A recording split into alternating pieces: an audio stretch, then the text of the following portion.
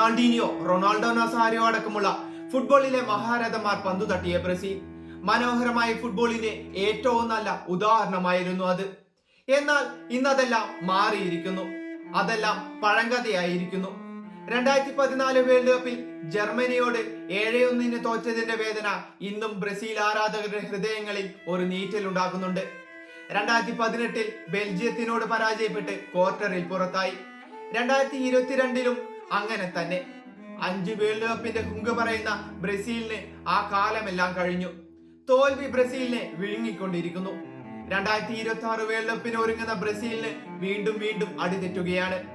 അർജന്റീനയോട് ഇന്നലെ ഏറ്റ 4 ഗോളിന്റെ തോൽവി അവരുടെ വേദന ഇരട്ടിയാക്കുകയാണ്. മത്സരത്തിന് മുമ്പ് ബ്രസീൽ താരങ്ങളായ റഫീനയും റോഡ്രിഗസും എന്തു ബലത്തിലാണ് അർജന്റീനയെ വെല്ലുവിളിച്ചത്. മെസ്സി മാത്രമല്ല, അർജന്റീന എന്നവർ മനസ്സിലാക്കി കാണില്ല. മാത്രമല്ല, അർജന്റീനയുടെ ആയുധപ്പുരയിൽ ഇനിയും മാരകമായ ആയുധങ്ങൾ ഉണ്ടെന്നവർ അറിഞ്ഞു കാണില്ല. എന്നാൽ അർജന്റീനയ്ക്കെതിരെ മൈതാനത്തിറങ്ങിയതും ബ്രസീൽ താരങ്ങളുടെ ആ ആവേശമെല്ലാം കെട്ടടങ്ങി. പന്തുകൊണ്ടും വാക്കുകൊണ്ടും അർജന്റീന ബ്രസീലിന് മറുപടി നൽകിക്കൊണ്ടിരുന്നു. 4-ാം മിനിറ്റിൽ ഹൂലിയൻ ആൽവരസും 12-ാം മിനിറ്റിൽ എൻസോ ഫെർണാണ്ടസും 37-ാം മിനിറ്റിൽ മാക് അലിസ്റ്ററും 71-ാം മിനിറ്റിൽ സിമിയോണിയും ഗോൾ നേടി. 2019 കോപ്പ അമേരിക്കയുടെ സെമി ഫൈനലിന് ശേഷം 6 വർഷങ്ങൾക്കിപ്പുറം ബ്രസീൽ ആദ്യമായി അർജന്റീനയുടെ പോസ്റ്റിലേക്ക് ഒരു ഗോൾ നേടി.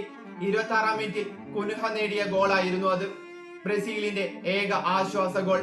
മത്സരത്തിൽ ബ്രസീൽ താരങ്ങളെല്ലാം നിശബ്ദരായിരുന്നു. വിനീഷ്യസിനെ മത്സരത്തിൽ എവിടെയും കാണാൻ സാധിച്ചില്ല. സ്പാനിഷ് വമ്പന്മാരായ റയൽ മാഡ്രിഡിനെ പലകുറി തിരിച്ചുവരവുകൾക്ക് ഗോൾ നേടി സഹായിച്ച റോഡ്രിഗസിനെ മത്സരത്തിന്റെ ആദ്യ പകുതി അവസാനിച്ചതും പിൻവലിച്ചു. അർജന്റീനയ്ക്കെതിരെ ബ്രസീലിനും ഡൊറിവലിനും തൊട്ടതെല്ലാം പിഴച്ചു. എന്നാൽ അർജന്റീന തൊട്ടതെല്ലാം പൊന്നാക്കുകയാണ്. ഇന്നലെ അർജന്റീനയുടെ കോച്ച് സ്കലോനി ഫുട്ബോൾ മാന്യതയുടെ കളി കൂടിയാണെന്ന് തെളിയിച്ചു. മത്സരത്തിനിടെ ബോക്സിൽ ജഗിൾ ചെയ്ത ബ്രസീലിനെ ഹ്യൂമിലിയേറ്റ് ചെയ്ത എമി മാർട്ടിനസിനോട് അത് വേണ്ട എന്ന് ശാസിക്കുന്നത് കാണാമായിരുന്നു. പിന്നീട് വാർത്താ സമ്മേളനത്തിൽ റഫീനിയോട് ക്ഷമിച്ചതായും അദ്ദേഹം പറഞ്ഞു.